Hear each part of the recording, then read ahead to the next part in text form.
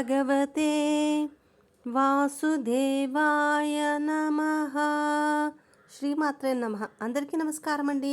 ఈరోజు వీడియో విశేషం ఏమిటి అంటే, రేపే మార్గశిర శనివారం. కుక్క కనిపిస్తే కనుక ఈ ఒక్క పని చేయండి చాలు, ధనం మిమ్మల్ని వెతుక్కుంటూ వస్తుంది. అయితే మార్గశిర శనివారం నాడు కుక్క కనిపిస్తే ఏ పని చెయ్యాలి, ఏ పని చెయ్యడం వల్ల మీకు ఆర్థికంగా పురోగతి సాధిస్తారు, అలాగే కుక్కకు ఉన్నటువంటి ప్రాధాన్యత ఏమిటి అనేది ఇప్పుడు మనము ఈ వీడియోలో తెలుసుకుందాం.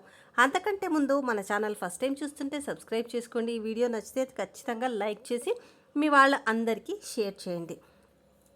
సాక్షాత్తు పరమశివుడి యొక్క అవతారమే కాలభైరవుడు.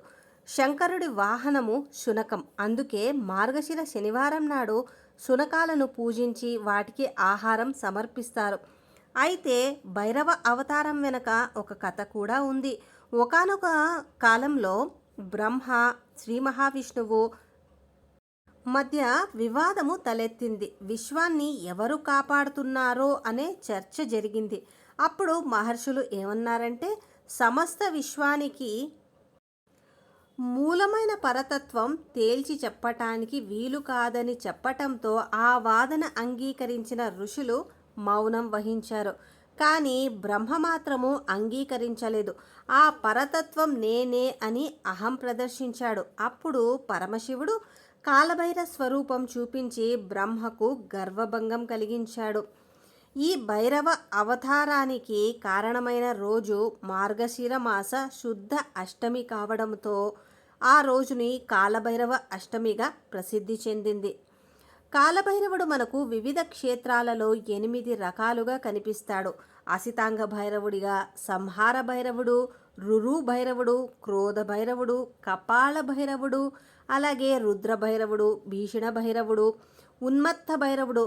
వీళ్ళే కాకోకుండా మహాభైరవుడు, స్వర్ణాకర్షణ భైరవుడు సహా మరో ఇతర భైరవులు కూడా ఉన్నారు.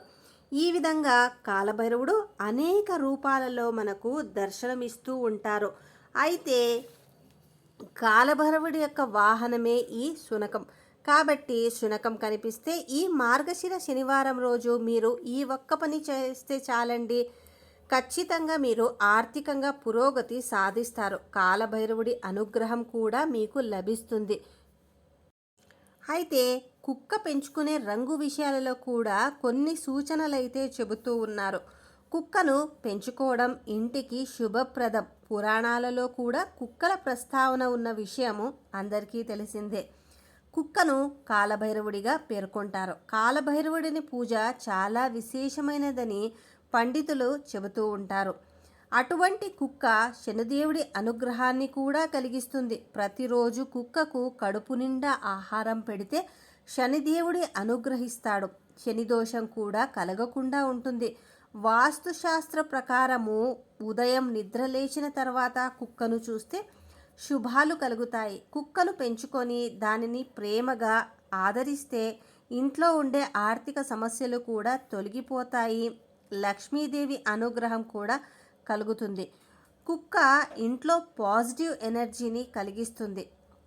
ఈ మార్గశిర మాసం అంటే స్వయంగా శ్రీకృష్ణుడు తానే అని తెలియజేస్తాడు.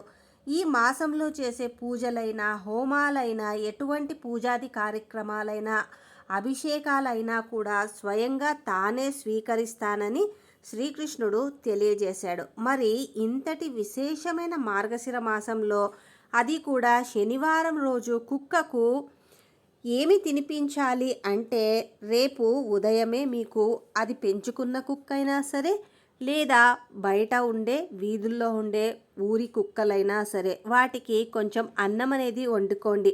లేకపోతే మీరు వేడిగా చేసుకున్న అన్నాన్ని ఒక గిన్నెలో తీసుకొని అందులోకి కొంచెం పెరుగు, కొంచెం చక్కెరను చేర్చి మంచిగా కలిపి ఆ అన్నాన్ని తీసుకువెళ్ళి మీరు కుక్కకు తినిపించాలి. గుర్తుపెట్టుకోండి, వేడి అన్నం చేసినదే తీసుకువెళ్ళాలి. చాలామంది కుక్కలకు పాచిపోయిన అన్నాన్ని కూడా వేసేస్తూ ఉంటారు. అలా వేయడం చాలా తప్పు.